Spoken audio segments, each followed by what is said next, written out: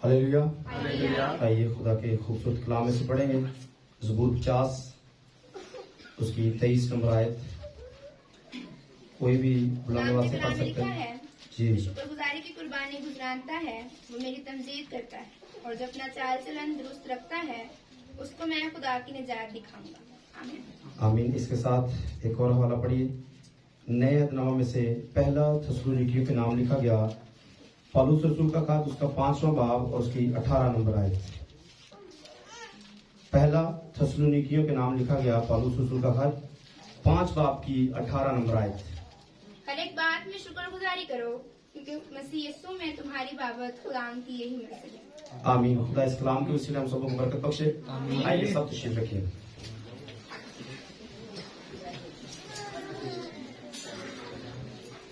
Hallelujah, hallelujah. मैं खुदा की दिल से शुक्रगुजारी करता हूँ आज के इस खूबसूरत वक्त के लिए जो खुदा ने हम सबों को दिया और हम अपने खुदा के हुजूर जमा हो सके हैं। और नंबर 2 पर इस खानदान के लिए जिन्होंने मुझे इज्जत दी है और इज्जत दे के यहाँ पर खड़ा किया है ताकि मैं खुदा के कलाम को बयान कर सकूं। इस बात के लिए खुदा के दिल से शुक्रगुजार है। और आज चर्च के जो मुकामी खादम हैं, सीनियर पास्टर अफजल साहब, उनके भी दिल से मशकूर हैं कि उन्होंने मुनासिब जाना कि मैं आज यहाँ पर खुदा के कलाम की खिदमत कर सकूं। आमीन। पीछे मास्टरमाइंड तो खुदा खुद है, इंसान तो मोहरों की तरह होते हैं। इंसान तो मोहरा होता है जिसे खुदा जिधर से भी उठा के जहां पर रख ले उसकी मर्जी है। प्री प्लान, मास्टर प्लान सब हमारे खुदा के हैं। कोई भी कुछ नहीं कर सकता जब तक उसे आसमान से ऑर्डर ना हो। आमीन, आमीन। कोई भी कुछ नहीं कर सकता, इवन के तारीकी को भी काम करने के लिए ऊपर से इजाजत लेनी पड़ती है। तारीकी को भी काम करने के लिए ऊपर से इजाजत लेना पड़ती है। आप मेरी बात को समझ गए होंगे। जब यीशु मसीह को पकड़वाया गया तो पकड़वाने से पहले यीशु मसीह ने ऐसा कहा कि ये तू अपनी मर्जी से नहीं कर रहा है, ये तू अपनी मर्जी से बल्कि ऊपर से तुझे इसका इख्तियार मिला हुआ है। दाऊद पर ऐसे ही तो नहीं कोई थूक रहा था। दाऊद पर कोई ऐसे तो नहीं लानत कर सकता है। दाऊद ममसू खुदा का है। दाऊद ममसू खुदा का है। कोई लंगड़ा लूला उस पर कैसे थूक सकता है? कोई उस पर लानत कैसे कर सकता है जब तक ऊपर से ऑर्डर नहीं है? आमीन, आमीन। मैं जो कुछ कहना चाहता हूं, जिन अल्फाज को आपके सामने रखना चाहता हूं कि जो कुछ भी जमीन पर होता है वो सब खुदा की मर्जी से होता है। तो ये आज की इबादत कोई किसी के प्लान का हिस्सा नहीं है, ये खुदा की मर्जी से है। इसमें किसी फर्दो बशर का कोई भी ना तो इख्तियार है और ना इख्तियार रख सकता है। तो हम सब खुश नसीब हैं कि खुदा हर रोज हमें बार बार मौके फराहम करता है कि हम अपने खुदा के हुजूर आ सके। उसकी वजह क्या है? क्योंकि खुदा हमसे प्यार करता है, खुदा हमसे मोहब्बत करता है और वो नहीं चाहता कि किसी की भी हलाकत हो। आमीन, आमीन। हलाकत किसी की वो नहीं चाहता है। ये तो इंसान खुद है जो हलाकत को पसंद करता है। इंसान खुद है जो मौत की राहों को पसंद करता है। इंसान खुद है जो हलाकत के अंदर जाना चाहता है। खुदा किसी की भी हलाकत नहीं चाहता है। तो मैंने कहा जो कुछ भी हुआ, जैसे भी हुआ, ये सब प्री प्लान है ताकि हम खुदा को समझ सकें। कुछ बातें मैं बेटी जानजेब की नोट कर रहा था जब वो मीटिंग लीड कर रहे थे, उनके मुंह से अल्फाज निकल रहे थे और एक जुमला मैंने नोट किया अपने लिए। वो कह रहे थे, मुझे सिखा, मुझे सिखा, मैं सीखना चाहता हूं। मेरे भाई आप गलती पर हैं। मुझे तालीम दे, मुझे जब वो देता है, जब तालीम वो देता है तो जो आपने सीखना होता है वहां आपको खड़ा करके देता है। जब वो देता है, आपने अय्यूब को समझना है, आपको अय्यूब की जगह पे खड़ा करेगा, फिर सिखाएगा, देख अय्यूब किसे कहते हैं। सौखा, इसलिए मैंने कहा गलती पर है। ये कह देना कि हम खुदा से तालीम याफ्ता होंगे, खुदा आपको जिस भी करैक्टर को आप समझना चाहेंगे आपको वहां खड़ा करेगा, फिर बात सिखाएगा। मैं जब से यहां पर आया हूं, अजीब सी फीलिंग मैं अपने अंदर आके यहां पर खड़ा हूं। एक अजीब सी फीलिंग के साथ मैं यहां पर हूं। और मेरी बेटी मुझे कह रही थी, पापा पैगाम तैयार कर लिया है। मैंने कहा बेटा आज ऑनलाइन बातें होंगी, आज जो खुदा देगा वही चलेंगी, उसके अलावा कुछ नहीं चलेगा। तो कुछ बातें मुझे खुदा दे रहा था, देता जा रहा था, और मैं उनको अपने माइंड में या मोबाइल में सेव करता जा रहा था। और जो मेरे पास आ चुकी हैं वो भी बयान करूंगा, और जो ऑनलाइन आएंगी वो भी बयान करूंगा। किसी की कोई रूह रायत नहीं होगी, किसी की, जो खुदा कहेगा वो मैं कहूंगा, क्योंकि ये प्लान खुदा का है। आमीन। सो आज की जो इबादत है नहायत ही खास है। खास इसलिए कि आज हमारे भाई लाजर ने अपने दिल में कहा, अपने दिल में उसने सोचा, या खुदा ने उसके दिल में डाला कि वो अपने खानदान के लिए शुक्रगुजारी कर सके, खानदान के लिए शुक्रगुजारी कर सके, और बिलखसूस अपने बच्चों के लिए, अपने परिवार के लिए वो शुक्रगुजारी कर सके। ये हर किसी के बस की बात नहीं है, ये हर किसी के बस की बात। रिसेंटली अभी पिछले ही शायद महीने में हमने शुक्रगुजारी की अपने घर में। अय्यूब की किताब से हमने सीखा, अय्यूब जो था ये पहले बाब के अंदर है। अय्यूब के बच्चे 10 उसके बच्चे हैं, और 10 के 10 हर मतलब भाई के घर ज़ियाफत होती है। और बाप ये जानते हुए कि शायद मेरे बच्चों से ज़ियाफत में कोई गलती हो गई हो, ऐसा लिखो भाई, आप पढ़ सकते हैं, निकाला है वाला जल्दी से। अय्यूब पहला बाब निकालना है, उसकी 3री आयत से इसको हम पढ़ लेते हैं, ताकि बात थोड़ी वाज़ेह हो जाए, हमें समझ में आ जाए। माइक इनको दे दीजिए ये।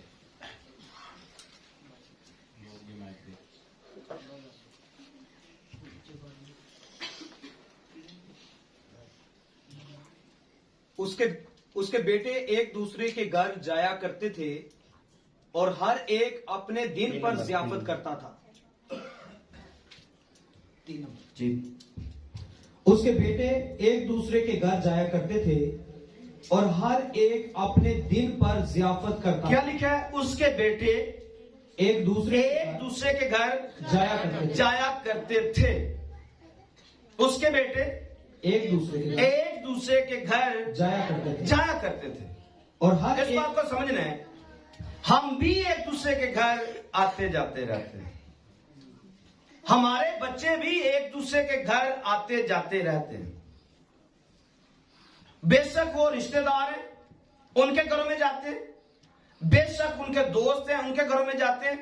हमारे बच्चे एक दूसरे के घर आते जाते रहते हैं। अय्यूब के बच्चे अपने भाइयों के घर जाते हैं। आगे क्या लिखे? और हर एक अपने दिन पर ज़ियाफत करता है। हर एक अपने दिन के मुताबिक क्या करते हैं? ज़ियाफत करते हैं। हमारे बच्चे भी एक दूसरे के साथ मिलते हैं।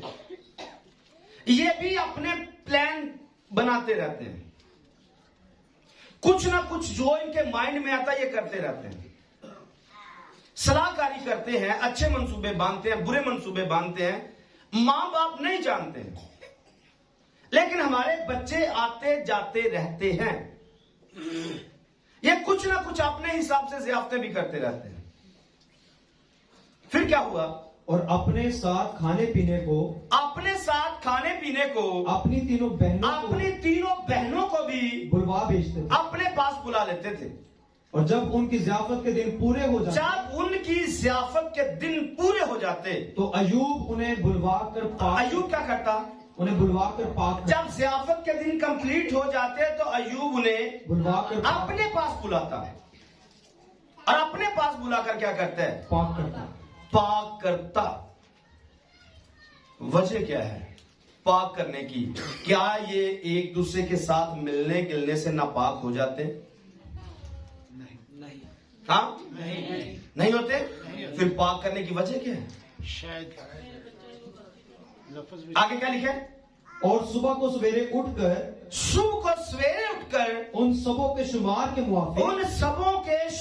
के मुआफिक सोख्तरी कुर्बानियां चढ़ाता। क्योंकि अयूब कहता था कि शायद मेरे बेटों ने कुछ खता की हो। अयूब कहता है शायद मेरे बेटों ने कुछ खता की हो। आज हमें 100% पता होता है कि मेरा बेटा क्या गुल खिला रहा है।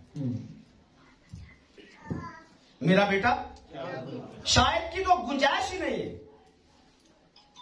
हमें 100% पता होता है, मां को 100% पता होता है, बाप को 100% पता होता है। उसके बाद भी हमने कभी जिंदगी में यह सोचा नहीं है कि हमारे बच्चे नापाक हैं, हमें इनको पाक करने की जरूरत है। हमारे बच्चे नापाक हैं, मां बाप को 100% पता होता है। इसके बावजूद भी हम अपने बच्चों को पाक नहीं करते हैं। गंदगी पर गंदगी मलते रहते हैं, लेकिन हमने कभी भी अपने दिल में ठाना नहीं है कि हम अपने बच्चों को पाक करें। तो मेरे बच्चों के बारे में मुझे इल्म हुआ, क्योंकि बच्चे एक दूसरे के साथ मिलते हैं, रफाकत रखते हैं, और मेरे कानों में ये बातें आई, मुझे समझ में आया, और मैंने इस बात को लिया कि मुझे अपने बच्चों को पाक करना चाहिए। और हमने किया, सारी जमायत के सामने किया, और तभी से इनके दिल में भी ये बात खुदा ने डाली कि हमें भी अपने बच्चों को पाक करना है। तो मैं आप सबसे कहना चाहूंगा, अपनी अपनी जिंदगी का मुआजना करें इस अयूब के साथ। अयूब जिसकी जिंदगी में एक भी गुनाह नहीं है, उसके बारे में लिखा ये कामिल है। ये जो कामिल होता है, एक भी गुनाह उसकी जिंदगी में नहीं होता है। इसके अंदर एक भी गुनाह नहीं है, फिर भी अपने बच्चों को पाक करता है। क्या हम अयूब से ज्यादा कामिल हो चुके हैं? हमें कभी जरूरत ही पेश नहीं आई कि हम भी अपने बच्चों को पाक कर सकें। तो आज मैं इसलिए कहना चाहता हूं, भाई लाजर के लिए, अपनी बहन साइका के लिए खुदा की शुक्रगुजारी करना चाहता हूं कि उन्होंने ये मुनासिब जाना कि वो अपने बच्चों को, अपने खानदान को खुदा के सामने पेश करें और खुदा उनके हुजूर शुक्रगुजारी की कुर्बानी गुजरान सकें, और अपने खानदान को पाक करने के लिए खुदा के खादमों से वो दुआएं करवा सके। आमीन। सो आज हम पैगाम के एंड पर जरूर उनके लिए सब मिलकर दुआ करेंगे कि खुदा इन्हें पाक करे, इनके रोजगार को पाक करे, इनकी जिंदगियों को पाक करे, ताकि ये खुदा में मजीद बेहतर होते जाए। आमीन। हालेलुया। तो ये तो मकसद था आज की शुक्रगुजारी का। अब हम हवाले पर आते हैं। हवाला हमने क्या पढ़ा जी? 2 हवाले हमने पढ़े, दोनों को अनाउंस करेंगे जी। कौन कौन सा हवाला पढ़ा गया? जो कोई शुक्रगुजारी की कुर्बानी गुजरानत है वो मेरी तमजीद। जो कोई शुक्रगुजारी की कुर्बानी गुजरानत है वो मेरी क्या करता है जी? तमजीद। आप मेरे साथ रहेंगे तो ज्यादा अच्छा रहेगा। जो कोई शुक्रगुजारी की कुर्बानी गुजरानता है वो मेरी तमजीद वो किसकी? खुदावन की तमजीद करता है। इसका अगला हिस्सा क्या है? और जो अपना चाल चलन दुरुस्त रखता है उसको मैं खुदा की निजात दिखाऊंगा। आमीन। आमीन। दो किस्म के टॉपिक इस आयत के अंदर हैं जिन पर हम शायद डिस्कस करेंगे। दूसरा जो हवाला हमने पढ़ा थिस्सलुनीकियों के खात्मे से, हर एक बात में शुक्रगुजार, हर एक बात में शुक्रगुजारी करो, क्योंकि मसीह यीशु में क्योंकि मसीह यीशु में तुम्हारी बाबत खुदा की छोटे छोटे सवाल करेंगे ताकि आपको भी आप बाइबल का पता चले और मुझे भी पता चले, हम सब मिलकर इस बात को सीखें। ये रूटीन है, जब भी कोई शुक्रगुजारी की कुर्बानी करता है, गुजरानता है, आम रूटीन में सारे इकट्ठे होते हैं, देख पकती है, पादरी साहब दुआ करते हैं, शुक्रगुजारी की, चल भाई करो करें। लेकिन आज हमारा टॉपिक है हमारी शुक्रगुजारियां और बाइबल मुकद्दस की तालीमात। आज इस पर मैं बात करूंगा। टॉपिक क्या है जी? हमारी शुक्रगुजारियां और बाइबल की तालीमात। आपने अपने सीट बेल्ट बांध लीजिए, आपने अपनी कमरे कस लीजिए। सवाल आने लगा है, पूरे नए अहदनामा में से आपने मुझे बताना है कभी किसी शख्स ने शुक्रगुजारी की कुर्बानी की है? ध्यान से, गौर से आपने जवाब देना है। पूरे नए अहदनामा में से, यह सवाल मैंने तब भी किया था जब दायकी का पैगाम आया था। दायकी के पैगाम में मैंने कहा था आपने मुझे एक बंदा नए अहदनामा का ढूंढ के दिखाना है जिसने कभी दायकी दी है। नए अहदनामा में से, नया अहदनामा कहां से स्टार्ट करना है? यीशु मसीह से, फिर उसके शागिर्दों से, और फिर शागिर्दों के आगे 120 की जमायत, फिर ईमानदार जिनकी कसरत के सबब से शुमार नहीं है, और फिर आगे कलीसियां हैं। हम उनकी बात कर रहे हैं, हम उनकी बात कर रहे हैं क्योंकि हमारा कनेक्शन हम ये समझते हैं कि उनके साथ है। हमारा कनेक्शन हम ये समझते हैं कि यीशु मसीह से हमारा कनेक्शन आगे है। तो आपने आंसर देना है कि पूरे नए अहदनामा में से यीशु मसीह, फिर 12 शागिर्द, फिर 120 की जमायत, फिर इब्तदाई कलीसिया, फिर आगे सारी कलीसियां, किसने शुक्रगुजारी की कुर्बानी गुजरानी है? 12 में से एक बंदा है जो इसमें तंदुरुस्ती से याब होकर वापस आया, खुदा उनको ने आन के अपनी शुक्रगुजारी की। वो 10 कोड़ियों की बात जी, 10 कोड़ियों की बात। चलो शुक्र है, एक बंदे ने हवाला निकाल लिया। जोरदार तालियां बजा दें इनके लिए।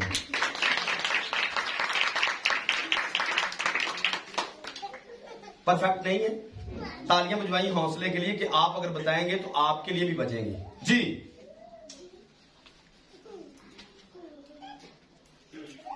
वो वाकया कैसे? 10 कोड़ियों को शिफा मिली और यीशु मसीह ने उनसे कहा कि जाओ अपने ताई, किसको? उनसे हमारा कनेक्शन नहीं है। इस बंदे का जो बातचीत चल रही है ये कहां पर जाएगा? या 10 कहां पर जाएंगे? हैकल में जाएंगे, और हैकल में जाने के लिए शरीयत की जरूरत है। हाँ, हैकल में जाने के लिए तो हम तो नहीं मानते हैं, हम तो शरीयत को नहीं मानते। उसका तो रेफरेंस हम डाल नहीं सकते हैं क्योंकि वो तो जाएगा और जाकर शुक्रगुजारी कहां पर गुजरानेगा? हैकल में। वो कहां पर जाएगा? हैकल में। और ये जो 10 गए, 10 में से 9 चले गए, एक वापिस आया। अच्छा, 9 शुक्रगुजारी की कुर्बानी गुजरान रहे थे या एक गुजरान रहा था? एक। किसके पास? खुदा में यीशु मसीह के पास। कितनी देगे लेके आया? कोई नहीं। हाँ, लफ्जी शुक्रगुजारी। और इसके अलावा कुछ देखिए कि आपको मिले जिसने शुक्रगुजारी की कुर्बानी गुजरानी हो। जी लोग अपनी ही कुर्बानियां दे रहे हैं। अपनी कुर्बानी की बेटा बात ही नहीं, हम तो ये बात कर रहे हैं कि शुक्रगुजारी की कुर्बानी पूरे नए अहदनामा में किसने गुजरानी है। क्योंकि आज हम यहां पर इकट्ठे हैं किस मकसद से? शुक्रगुजारी की कुर्बानी की वजह से। और फिर पके क्या है जी? चावल। पके क्या जी? चावल।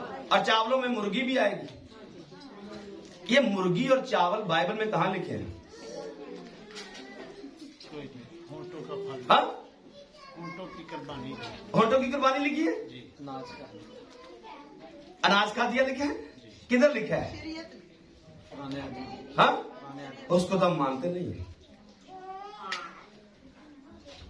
उसको तो हम, वो तो हमारे लिए नहीं है। क्या करेंगे?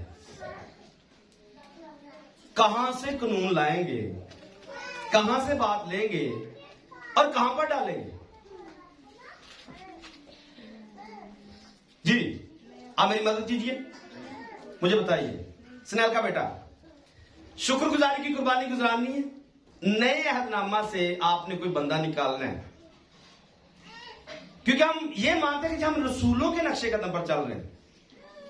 हम तो रसूलों ने कितनी कुर्बानियां की हैं? की?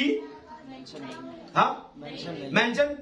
अच्छा, आप ये मुझे सिर्फ निकाल के दिखाएं कि नए अहदनामे में शुक्रगुजारी की कुर्बानी कहां पर लिखा हुआ है? पूरे नए अहदनामा में सर्च कीजिए जी मोबाइल से, जल्दी से। पूरे नए अहदनामा में से आपने शुक्रगुजारी की कुर्बानी या कुर्बानियां तलाश करना है, कहां पर लिखा हुआ है? थोड़ा स्पीड लगाएंगे क्योंकि हमने सीखना है। शुक्रगुजारियां तो हम आते जाते रहते, चावल फंडते हैं और फिर निकल जाते हैं, लेकिन आज हम फंडेंगे नहीं, पहले हम फंडेंगे फिर चावल फंडेंगे, क्योंकि हमने बाइबल की तालीमात को भी देखना है कि किस कॉन्सेप्ट में हम कुर्बानी गुजरानते हैं या किस लिहाज से हम चावल देते हैं। आप सर्च कीजिए, बाइबल पूरी में चावल लफ्ज लिखा हुआ है। आज हम चावल खाने लगे हैं, पहले भी हम खाते हैं।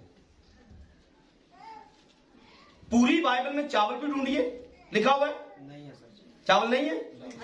अनाज नहीं, दूसरा शुक्रगुजारी की कुर्बानियां लिखा है? नहीं, वो नया अहदनामा में नहीं है, मुझे पता नहीं है। आपने मेरी मदद की है, हम दोनों मतलब इस बात पर एग्री हो गए कि नए अहदनामा में एक भी दफा शुक्रगुजारी की कुर्बानी का जिक्र, जो जिक्र है वो मैंने आपको पढ़ा दिया है। हर एक बात में देख लेके आओ, ऐसा लिखा हुआ है? नहीं। क्या लिखा है? हर एक बात में शुक्रगुजारी। तो शुक्रगुजारी के लिए लफ्ज चाहिए या देखे चाहिए? लफ्ज चाहिए। शुक्रगुजारी तो होंठों से गुजरानी जाती है। फिर ये जो हम चर्चिस के अंदर करते हैं, ये क्या है? जो कुछ हम चर्च में करते हैं, जब हमारा दिल करता है हम नान गोश्त बना लेते हैं, बनाते हैं या नहीं? जब हमारा दिल करता है हलवा पूड़ी बनाते हैं, जब दिल करता है हम नान चने बनाते हैं, जब दिल करता है आलूओं वाले चावल बना लेते हैं। किस कानून के तहत बनाते हैं? या अपने कोड़ो ही जी, अपने कोड़ो ही बाइबल बढ़ा रहे हैं, बाइबल को बढ़ाने वाले की सजा क्या है? दोज़ख की आग। हाँ, दोज़ख की आग। दोज़ख की? आग। नहीं, ऐसा नहीं लिखा है। उसका हिस्सा आग खत्म। खुदा की बात से अगर कोई घटाएगा तो सजा फर्क है, अगर कोई बढ़ाएगा सजा, बढ़ाने की सजा मुसीबतें हैं, आफतें हैं, और घटाने की सजा जिंदगी के दरख्त में से हिस्सा कट जाएगा। तो सोचना यह है कि जो कुछ हम कर रहे हैं ये किसने हमें सिखाया है? कहां से सीखा हमने? कहां से सीखा? कौन से कानून के तहत हम कुर्बानी करते हैं? दो हवाले हमने पढ़े, शुक्रगुजारी की जो कुर्बानी गुजरानत है। अच्छा, थोड़ा सा आगे बढ़ा लेते हैं, हैंड ब्रेक जो खींची इसको थोड़ा सा छोड़ते हैं। कुर्बानी क्या है? कुर्बानी अरबी जुबान का लफ्ज है, जिसका मतलब होता है कुर्बत में जाना। मतलब क्या? करीब जाना, कुर्बत में जाना। किसके? अपने माबूद की कुर्बत में जाना। और शुक्रगुजारी जिसका मतलब होता है एहसानमंद होना। शुक्रगुजारी का मतलब एहसानमंद होना। ये मानना कि खुदा ने मेरे लिए क्या कुछ किया है, खुदा ने मेरे लिए क्या कुछ किया है, और जो खुदा ने किया है उसको सामने रखना और उसके एहसान के लिए उसके लिए शुक्रगुजारी की कुर्बानी गुजराना। मेरे लिए खुदा ने मुझे बीवी दी, बच्चे दिए, सलामती बख्शी, कुछ भी, कोई भी आपके दिल में बात है उसको आप लेते हुए आप कुर्बानी गुजरान रहे हैं। आप क्या कर रहे हैं जी? कुर्बानी गुजरान। तो कुर्बानी तो भाई शरीयत के मानने वाले गुजरान देते हैं। कुर्बानियां तो जो शरीयत के पाबंद है वो गुजरान देते हैं। हम तो शरीयत के पाबंद शायद नहीं है। तो फिर ये शुक्रगुजारी की कुर्बानी कैसे करेंगे, कहां से करेंगे? आपको एक भी बंदा ऐसा नए अहदनामे में ना दाई अकीदता मिलेगा और ना शुक्रगुजारी की कुर्बानी करता मिलेगा। कहां से लेके आएंगे? कैसे लोगों को पकड़ेंगे कि दाई अकीदत ले आओ इधर तो शुक्रगुजारियां ले आओ इधर, जबकि पूरे नए अहदनामे में ये दोनों बातें नहीं है। ये दोनों बातें दाई अकी का अगर हवाला है, सौंफ जीरे पर पुदीने पर दाई अकी देते हो तो वो हैकल में देते थे, यस्सु को नहीं और उसके शागिर्दों को नहीं। ये हमने पीछे रिसेंटली अभी स्टडी करवाई है, अगर आपका दिल करे सुनने के लिए। दाई अकी पर मैंने पैगाम दिए, 4 पैगाम दिए हैं। उसमें बड़ी डिटेल के साथ मैंने ये बातें की हैं कि हमारा जो सेटअप है, 90% लोगों को, खादमों को बाइबल आती नहीं है। जो बाइबल जो मुनादी कर रहे हैं उनमें 90% पादरी ऐसे जिनको बाइबल ही नहीं आती है। वो पकड़ी दकड़ी कहानियां इससे सुनी उससे सुनी उससे सुनी वो सुनाते रहते हैं। हमने अपने बच्चों को बताया हुआ है, आपको भी बताते हैं, क्योंकि हम आपसे प्यार करते हैं। बाइबल के अंदर एक कहानत नहीं है। बाइबल के अंदर एक कहानत नहीं है। आज के बाद आपने लोगों से पूछना है कितनी कहानतें हैं, हम किस कहानत के मातहत हैं। लोग आग बबूला सा हो जाते हैं, बात सुनते ही न जाने रूह में कौन सी गर्मी चढ़ जाती है, और गर्मी चढ़ते ही लोगों को इबलीस और शैतान के फतवे जारी कर देते हैं। जो बाइबल की बात करते हैं उसको इबलीस और शैतान के फतवे जारी कर देते हैं, जैसे मतलब परमिट इनके घर से जारी होता है।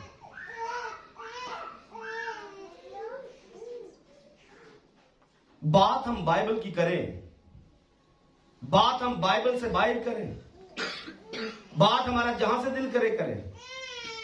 ये तो हर बंदे की अपनी मर्जी है। क्या ख्याल है? हर बंदे की अपनी मर्जी है, उसने खुदा को जवाब देना है। और आप बगैर तहकीक के, बगैर तफसीस के किसी को इब्लीस के तगमे दे दें, शैतान का लकब दे दें, मैं ये कहना चाहूंगा ये दुरुस्त नहीं है। ये दुरुस्त नहीं है। मैं इतना ही कहना चाहूंगा ये दुरुस्त नहीं है। पहले आप बाइबल सीखें किसी से, फिर देखें कि यीशु मसीह तो शैतान के भी पांव धो रहा था। यीशु मसीह तो शैतान के पांव, हम उसके फॉलोअर हैं। उसने तो यहूदा को भी पहले से बताया, क्या मैंने तुम 12 को नहीं चुन लिया? क्या मैंने तुम 12 को नहीं, हालांकि तुम में एक शख्स शैतान है, तुम में से एक शख्स शैतान। फिर भी उसके पांव धो रहा है। ये हमारा यीशु है और हम उसके मानने वाले हैं। मैं सिर्फ आपको यह कहना चाहता हूं कि हमें किसने अलाउ किया। एक बंदा बाइबल की बात आपको सुनाए और आप उसे शैतान कह रहे हैं, हाँ ये आप साबित कर रहे हैं, क्योंकि आप जैसों ने यीशु को भी पहले ऐसा ही कहा था। ये बाल की मदद से बदबुओं को निकालता है। तुझ में बदरू है। तो जो खुद बदरुओं से भरे हुए हैं वो दूसरों को तगमे दे रहे हैं।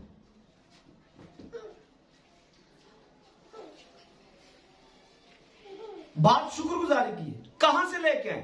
बाइबल में नए अहदनामे में एक भी बंदा नहीं जिसने शुक्रगुजारी की कुर्बानी की है। और आज हम नए अहदनामे को मानने वाले हैं। कैसे, किस कानून के हिसाब से हम ये शुक्रगुजारी की कुर्बानी करेंगे? आपको ये जानने के लिए पुराने अहदनामा से राब्ता करना ही पड़ेगा, उससे पूछना ही पड़ेगा, क्योंकि पौलुस ने लिखा मसीह तक आने में वो हमारा उस्ताद है। मसीह तक आने में शरीयत हमारी उस्ताद है। और उस्ताद को पूछेंगे, उस्ताद जी बताइए शुक्रगुजारी की कुर्बानी गुजरानी है भाई लाजर ने, कैसे गुजरानेंगे जी? उस्ताद के पास जाएंगे, उस्ताद जी बताइए नए अहदनामा में तो किसी जगह पे भी नहीं लिखा हुआ है क्या शुक्रगुजारी की कुर्बानी कैसे गुजरानी है।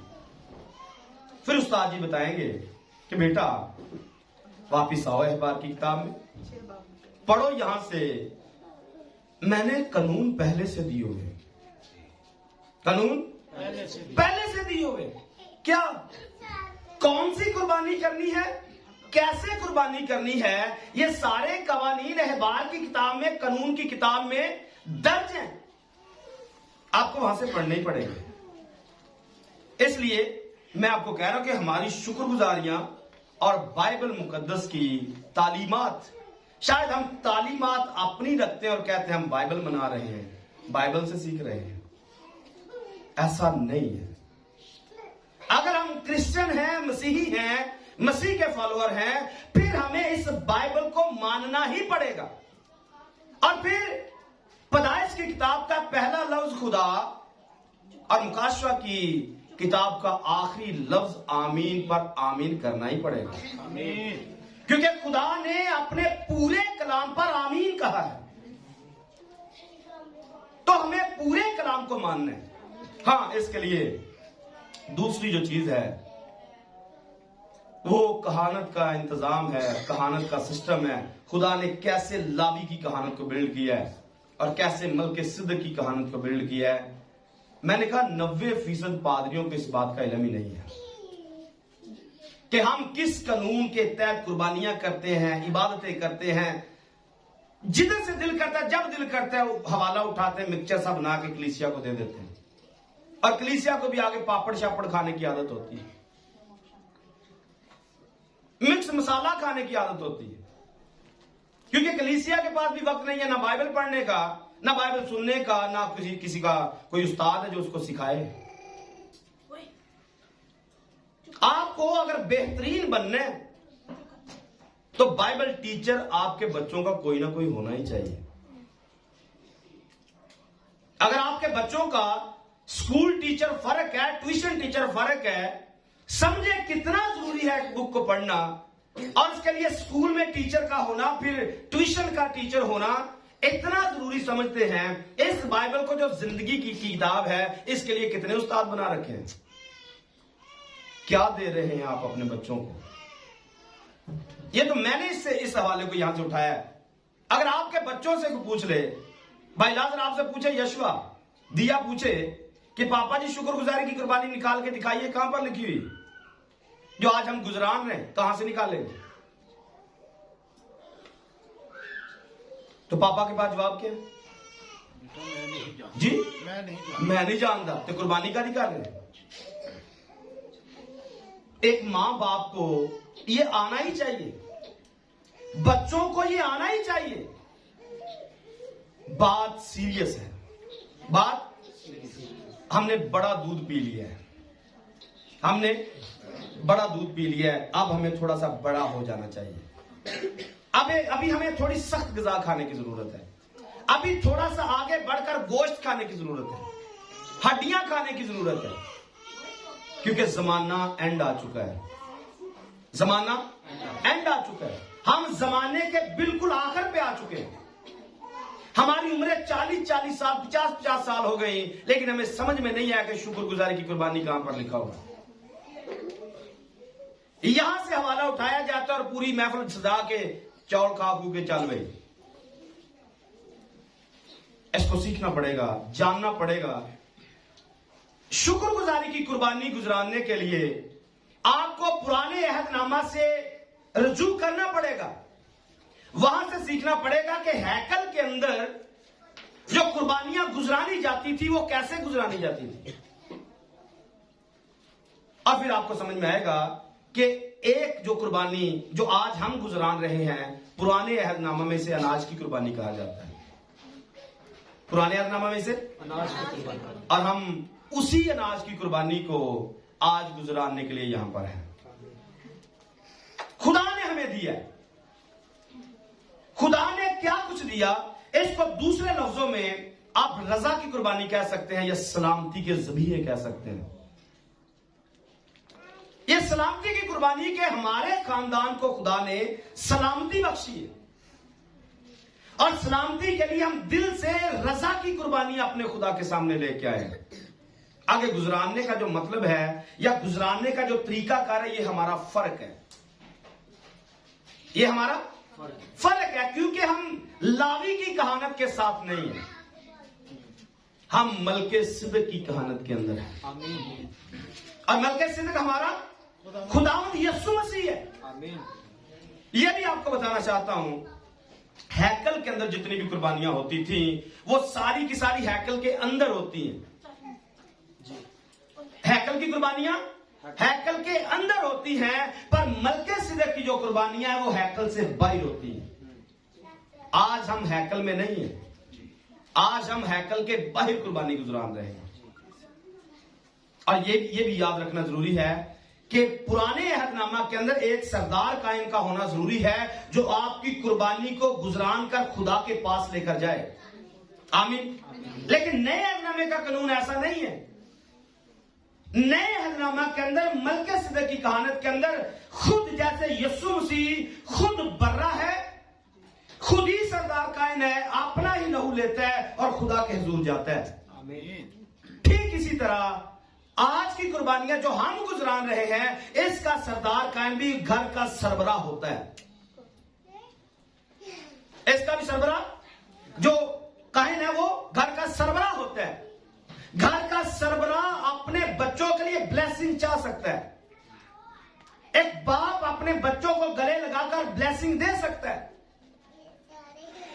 और हम खुद अपनी कुर्बानियां अपने बदन, जैसा रूमियों के खात में लिखा हुआ, हम अपने बदन खुदा के सामने पेश कर सकते हैं। और ये सोख्तरी कुर्बानी है। हमारे बदनों की कुर्बानियां जैसे यीशु खुद बना है, हम भी खुद कुर्बानी बनते हैं। जैसे खुद यीशु ने अपना खून खुद लिया है, हम अपना खून, अपनी कुर्बानी खुद लेते हैं।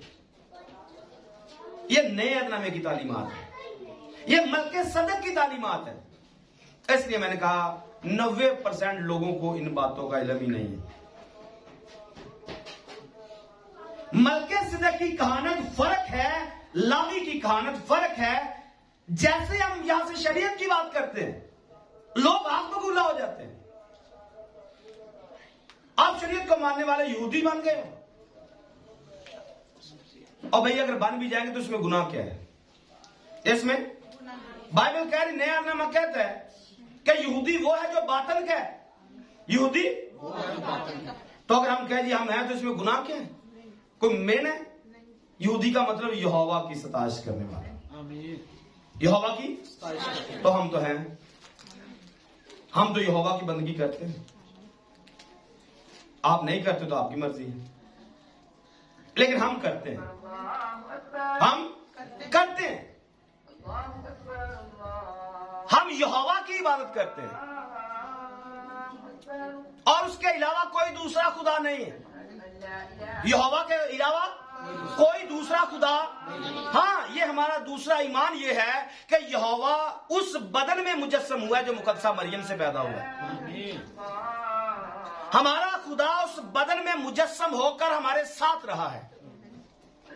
उसने एक खेमा लगाया, जो खेमा आदमियों के दरमियान रहा। और ये एक तरह से नहीं है, आप पुराने अहदनामा से पाएंगे बनी इस्राएल के लोग चारों अतराफ में अपने अपने खेमे लगाते हैं और खुदा का खेमा जो है वो दरमियान में रहता है। आमीन आमीन। खुदा क्या करता है? अपना खेमा आदमियों के, अपना खेमा आदमियों के, मुकाशवा की किताब में यही लिखा हुआ है, खुदा का खेमा आदमियों के दरमियान होगा। ये अभी फ्यूचर में खुदा का खेमा आदमियों के दरमियान होगा। पहले भी था, फिर भी होगा, आज नहीं होना चाहिए। आज खेमा उसका कौन है? आज हम उसका खेमा है। अब खुदा हमारे अंदर रहता है। जिनका रहता आमीन कह सकते हैं। आमीन। हमारा खुदा हमारे अंदर रहता है। आमीन। इसलिए हम मानते हैं कि वो ईदे क़याम पर पैदा हुआ, क्योंकि खुदा ने अपना खेमा आदमियों के दरमियान लगाया है। खुदा एक बदन तैयार करता है जिसको खेमा कहा जाता है। कलाम मुजस्सम हुआ का मतलब खुदा ने खेमा लगाया। तो यूं आप कहें जी आज आप जमीन पर खेमे हैं खुदा के, और खुदा आपके बदनों में रहता है। मैं आप खुदा के खेमे हैं, और यही पौलुस ने लिखा, ये खेमा जो है ये गिरा दिया जाएगा। ये खेमा गिरा दिया, और एक नया घर जो कभी गिरने वाला नहीं है वो हमें दे दिया जाएगा। आमीन। बात तो साफ है। जब हम ये सुनाएंगे तो शायद प्रॉब्लम हो जाएगी। बात तो बाइबल से साफ और कंफर्म है। मैंने कहा ऐसे जानबूझ के आग बबूला हो जाते हैं। बात तो साफ सुथरी है। बाइबल से प्रूव है कि यीशु ईदे फसा पर कुर्बान हुए। जो बाइबल के स्टूडेंट उनको पता है, बाइबल से यह बात 100% प्रूव है कि यीशु ईदे फसा पर, वो फसा का बर्रा है, वो फसा का बर्रा है। तो अगर हम कह देंगे कि यीशु फसा पर कुर्बान हुआ है, पौलुस के साथ खड़े होकर कहेंगे आओ हम फसा मनाए, तो क्या हम पाप कर रहे हैं? पौलुस भी तो यही कहता है करंथियों के खात में, आओ हम ईद मनाए। कौन सी? फसा। जब हम मनाते तो शायद प्रॉब्लम हो जाती है। बात तो बाइबल से साफ है। बात तो समझने की है, बात तो सीखने की है। आपने क्या सीखा और हमने क्या सीखा? हमने वो सीखा जो बाइबल में लिखा है, और आपने शायद वो सीखा जो बाइबल में लिखा ही नहीं।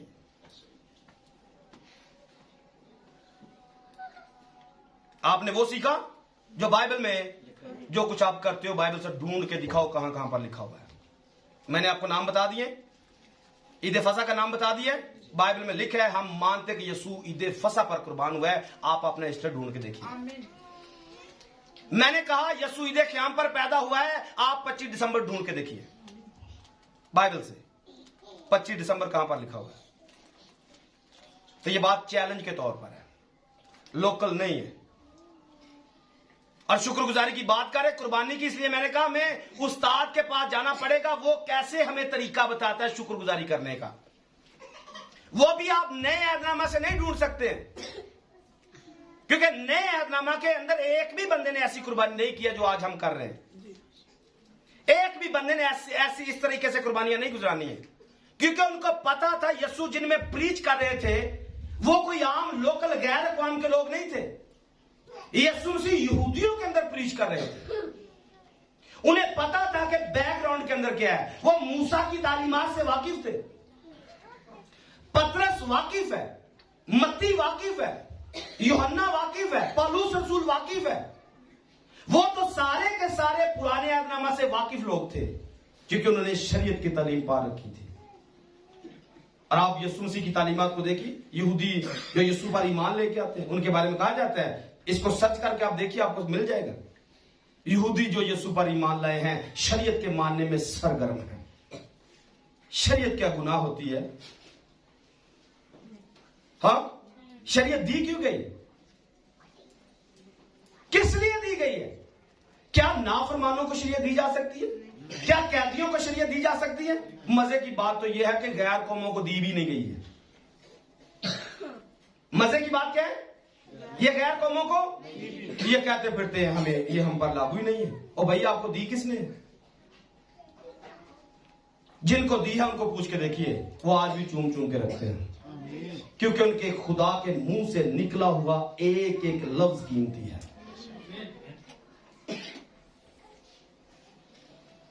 फिर अपनी बात कर लेते हैं, क्या करते हैं हम? एक तरफ कुछ और पट्टी बढ़ा रहे हैं और दूसरी तरफ कर भी बोल रहे हैं जो बाइबल में लिखा हुआ है। हलाल क्या है, हराम क्या है, कहां से निकालेंगे? शरीयत के अंदर से निकालेंगे।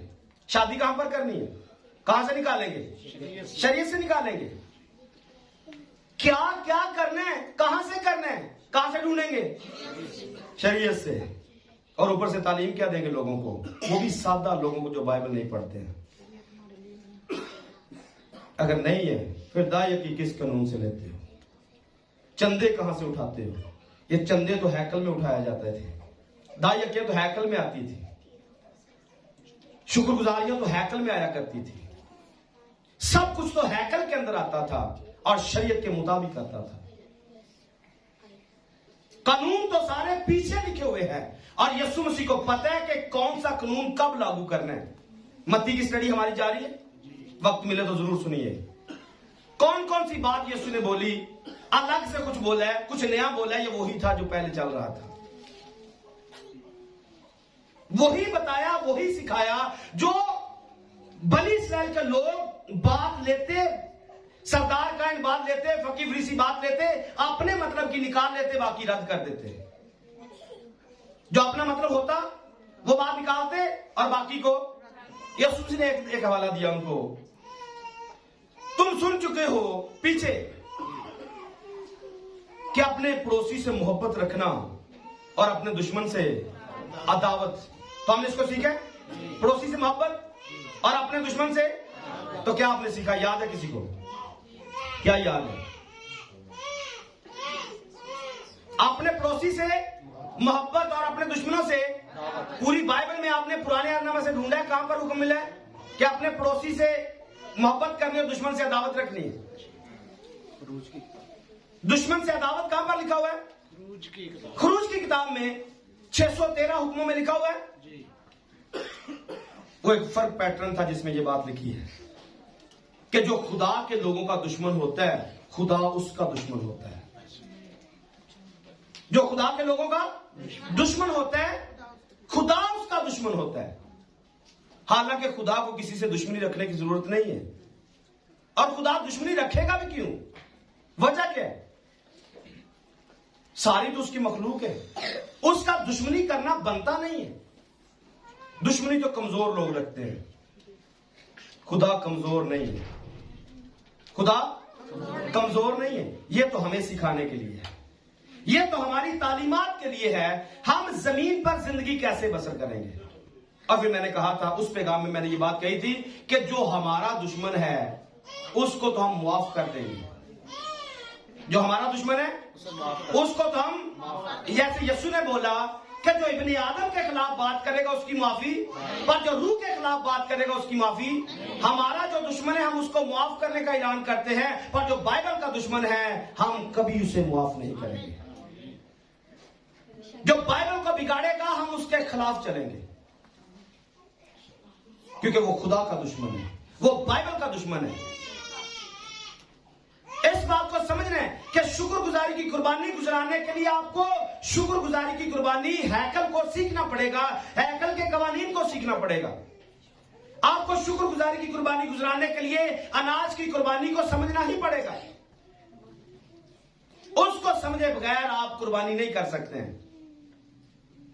उसको समझे बगैर कुर्बानी नहीं कर सकते हैं। और अगर आप सिरे से सिलेबस ही फाड़ के फेंक दे, पेपर कहां से हल करेंगे? सिलेबस ही फाड़ के फेंक दिए या बुक्स फाड़ दी है, पेपर कैसे देंगे? पेपर देने के लिए आपको बुक पढ़नी पड़ेगी, किताब पढ़नी पड़ेगी, कानून पढ़ना पड़ेगा, ताकि आप उसके मुताबिक जिंदगी बसर कर सके। आमीन। तो कानून ही नहीं है, कानून के बगैर कैसे कुर्बानी हो सकती है? एक घर का कानून ना हो तो घर जानवरों का बाड़ा बन जाता है। घर के अंदर कोई कानून नहीं है तो घर जानवरों का बाड़ा बन जाता है। किसी मुल्क का कोई कानून ना हो, मुल्क जानवरों का बाड़ा बन जाता है। और खुदा का कोई कानून ना हो, क्या तो क्या करेंगे? यहां पर क्या रहेगा, कौन रहेगा, या लोगों की हालत कैसी होगी? सिर्फ जानवर होंगे, इसके अलावा कुछ भी नहीं। क्योंकि जैसा कुज़ात की किताब में लिखा है, उन दिनों कोई बादशाह नहीं था, उन दिनों में, और जिसका जो दिल करता था वो। और जैसे बहन रबीना ने कहा, अपनी मर्जी ना करने, क्योंकि ना कोई बादशाह तो ना कोई तालीम, जिसका जो दिल करेगा वैसे करता रहेगा। और आज ऐसा ही चल रहा है, जिसका जो दिल करता है वो वैसा ही कर रहे हैं। तो हमें शुक्रगुजारी की कुर्बानी को समझने के लिए शुक्रगुजारी की कुर्बानी भी समझना है और बाकी कुर्बानियों को भी समझना है, हैकल को भी समझना है। आमीन।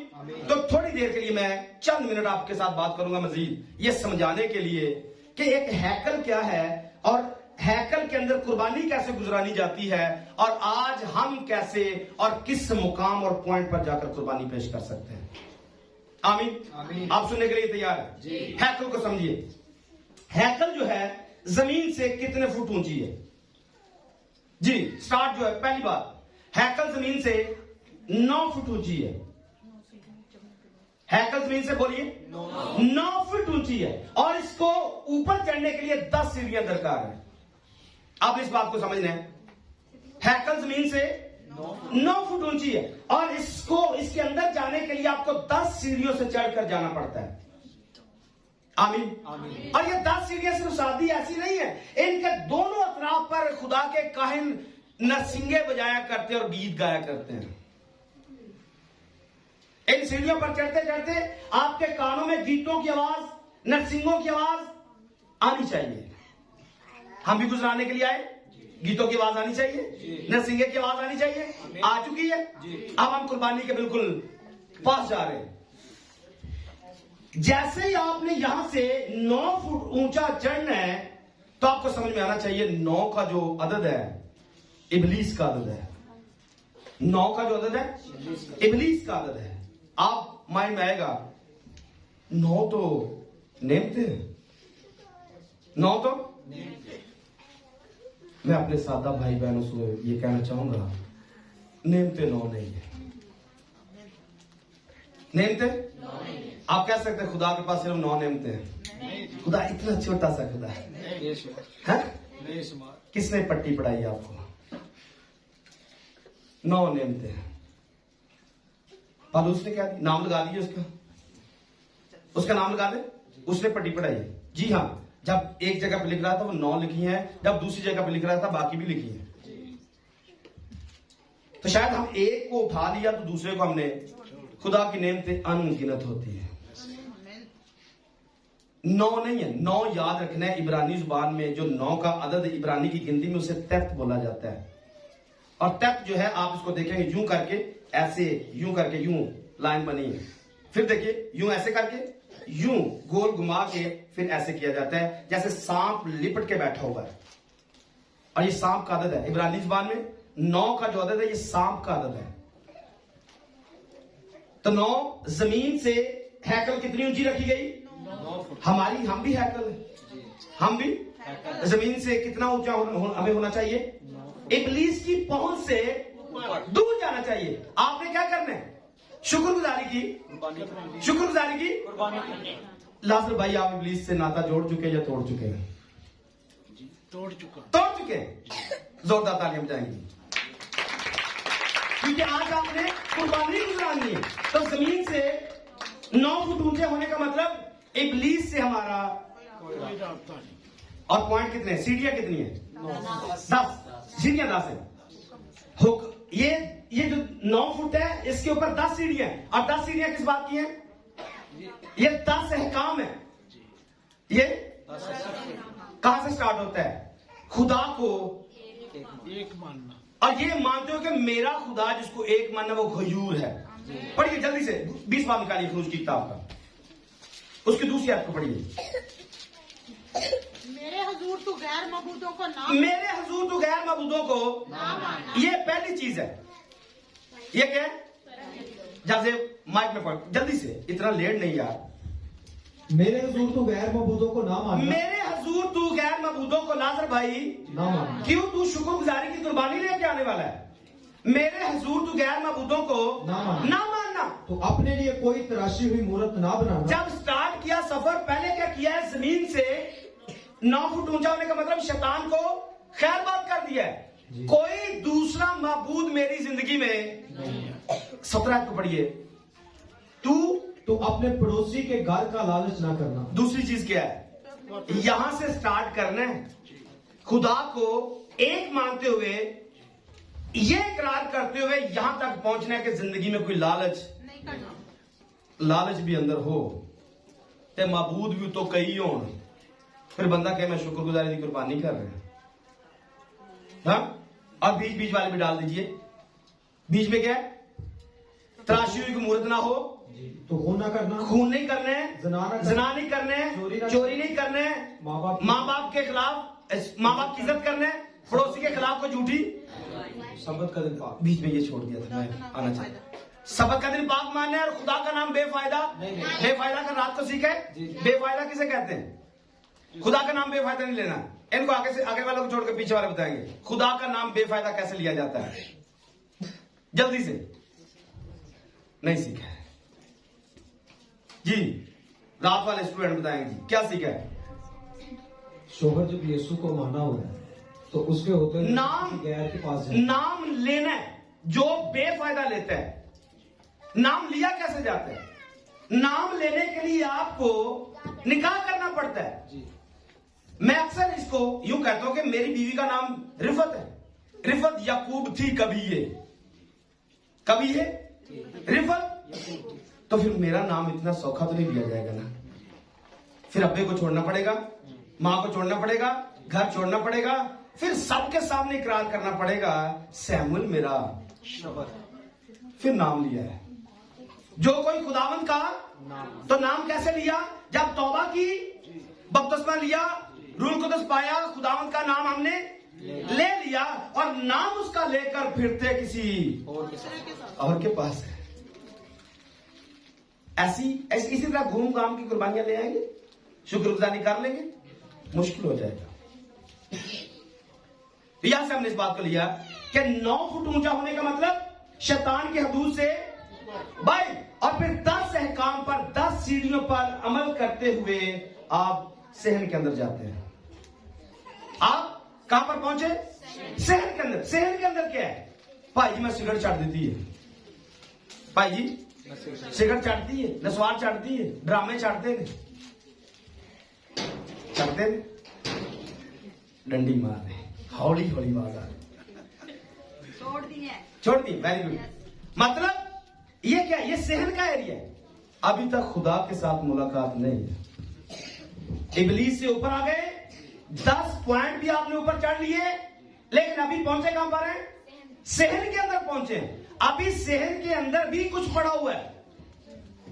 और सहन के अंदर क्या है? जैसे आप सहन के अंदर जाते हैं, आपको एक साइड पर टेबल मिलेगा जिस पर रोटियां रखी हुई। टेबल मिलेगा जिस पर रोटियां क्या मतलब 6 रोटियां यहां पर और 6 रोटियां, टोटल 12 रोटियां। टोटल 12 रोटियां क्या है इसको समझना है। यूं तो आप 12 को मिलाकर कहेंगे यीशु मसीह के शागिर्द हैं, और यीशु मसीह के शागिर्दों ने जो किया हम वो करेंगे।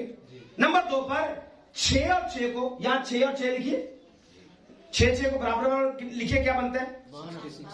60। ये क्या है? ये 66 है।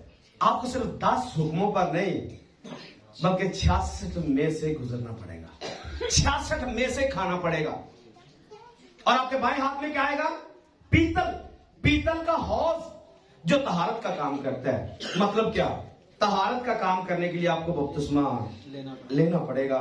मतलब क्या हुआ? शैतान की हदूद से बाहर निकले, 10 सीढ़ियां चढ़ी, फिर आपने 66 किताबों को इसमें से खाया, फिर आपने पानी का बपतिस्मा लिया। ये आपका सहन है, ये आपका खुदा तो अभी 2 स्टेप आगे बैठा हुआ है।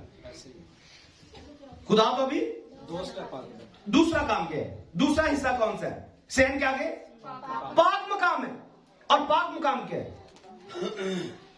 पाक मकाम में क्या होता है? ये वो जगह है जहां पर कुर्बानियां होती हैं, ये वो जगह है जहां पर मज़बा है, ये वो जगह है जहां पर सौक्तनी कुर्बानियां होती हैं, और खून यहां पर बर्रे ज़िबा किए जाते हैं। आप देखते हैं बहुत सारे लोग तौबा कर लेते हैं, बपतिस्मा ले लेते हैं और ऐसे ही घूमते रहते हैं, जिंदगी बसर करते रहते हैं। जब पूछेंगे रूल कुदस पाया, ध्यान, क्योंकि रूल कुदस अभी 2 स्टेप आगे है। तो हमने बड़ी छलांग लगा ली, सहन में एंट्री कर ली और सहन में गए घूम के वापिस, सहन में गए घूम के वापिस। हमने कहा हम चर्च में से होकर आए हैं, हम हैकल से चक्कर लगा के आए। ते गए कि तो 12 बार गए, ते 12 बार क्या ये इतों देख के अंदरों झाती मार के चल जाते 12 बार। ऐसा होता है? यहां पे आते हैं, नजर जुड़ाई, घूम के इबादत वेख आए हैं, सहन से हाजरी लग गई, असी चर्चों हो आए हैं। क्या ऐसी इबादतें, ऐसे लोगों की कुर्बानियां पास हो सकती हैं? ऐसे लोग शुक्रगुजारी कर सकते हैं? नहीं कर सकते हैं, क्योंकि ये 12 बार आते हैं, 12 बार ही चले जाते हैं। अभी हमारा ये सहन है, और सहन के आगे क्या है? पाक मकाम है। और पाक मकाम में आपको पूरी तालीम के साथ इसके अंदर एंटर होना है, क्योंकि अगर आपकी कुर्बानी में गुनाह हुआ, आपकी कुर्बानी में ये पास होने वाली नहीं है। मसला यहां पर है, कुर्बानी बंदा पैसे जोड़ जाड़ के देख पका लेता है, लेकिन मसला तो यहां पर है, क्या देख पास होगी या नहीं होगी। ये आज तक आपको शायद किसी ने बताया हो कि भाई ये ਜਿਹੜੇ चौल दिते जाते ने पास भी होंगे ने, होते या नहीं होते? क्या कहां से आप निकालेंगे? जाना पड़ेगा वहां पे, हाबिल के पास जाना पड़ेगा, जी भाई आपकी कुर्बानी कैसे कबूल हुई है।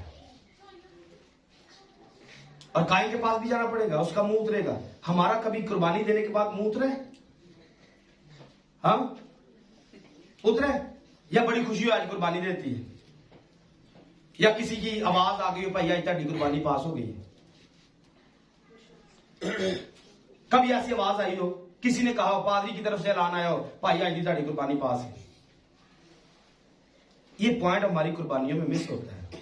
कुर्बानी तो हम दे लेते हैं, लेकिन ऐलान नहीं आता है जिससे हम खुश होकर जाएं या जिससे हमारा मुंह उतर के जाए। छोटी सी ट्रिक दे देता हूं, आप शायद पकड़ पाएंगे कि जब कुर्बानी करने के बाद घर जाते लड़ाई हो जाए, समझ लेना कुर्बानी का कोई फायदा नहीं है।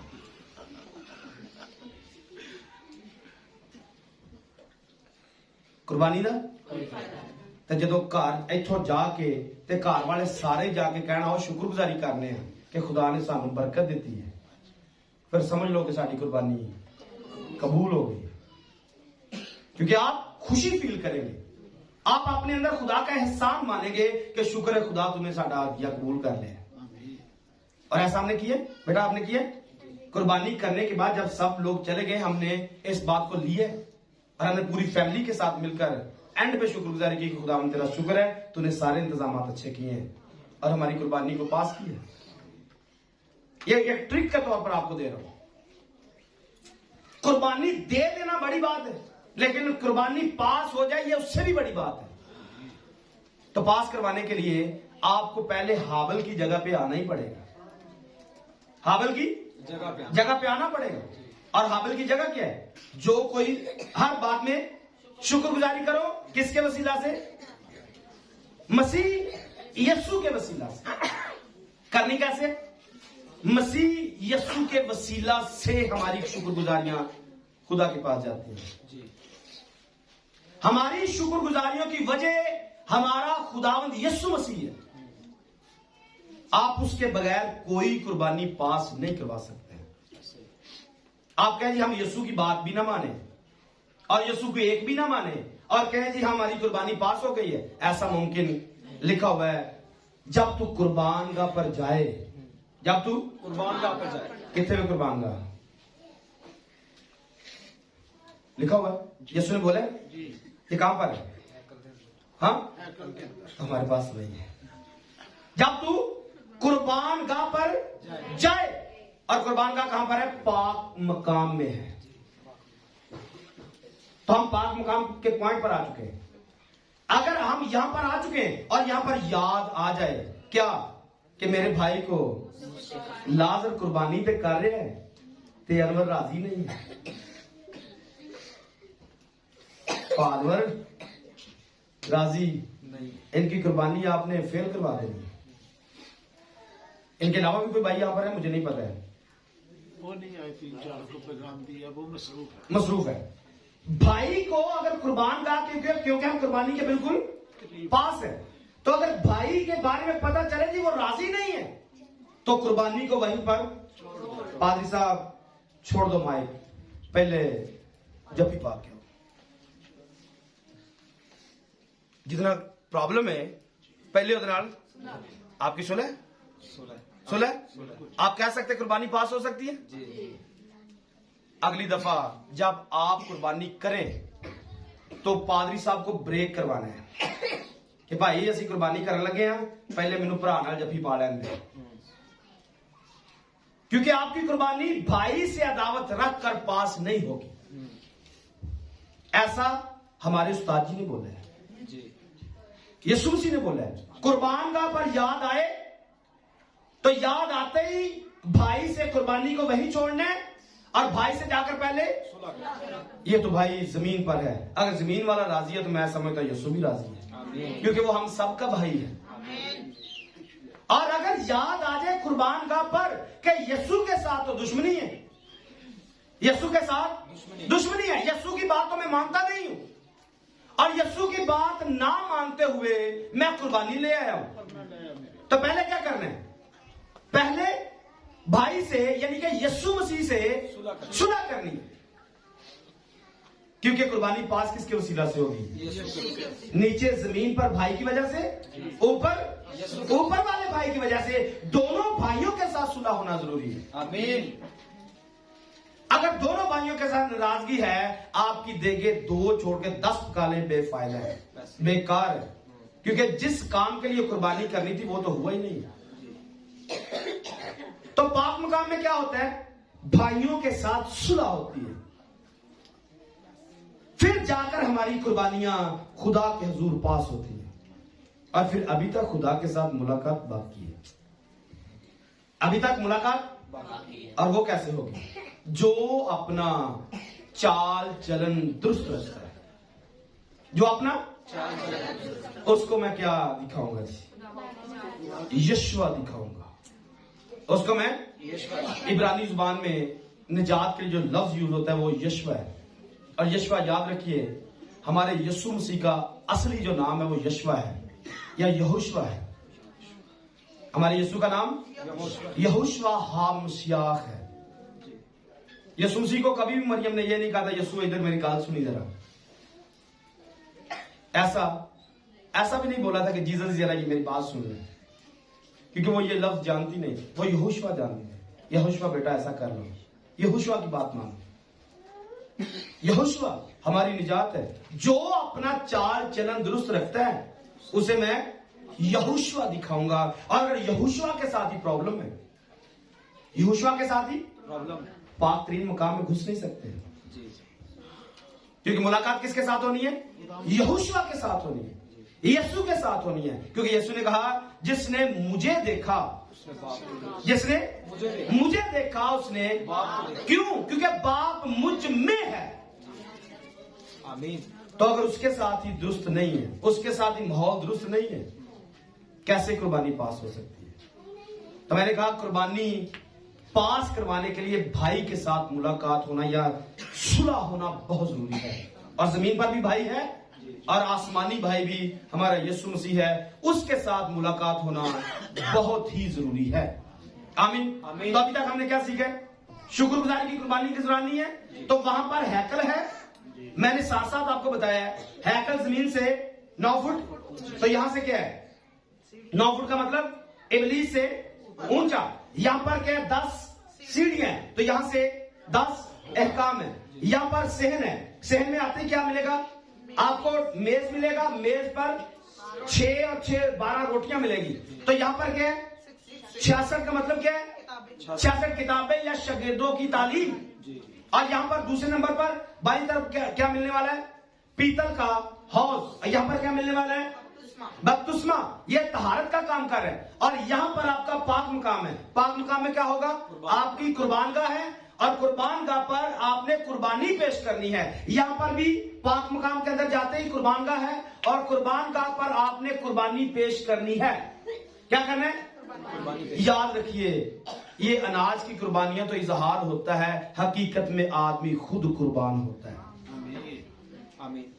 हकीकत में आदमी जब खुद कुर्बान होता है तो पलूस के साथ खड़े होते हैं। रोमियो 12वें बाब की पहली और दूसरी आयत के साथ निकाला है जल्दी से। रोमियो 12वें बाब की पहली और दूसरी आयत।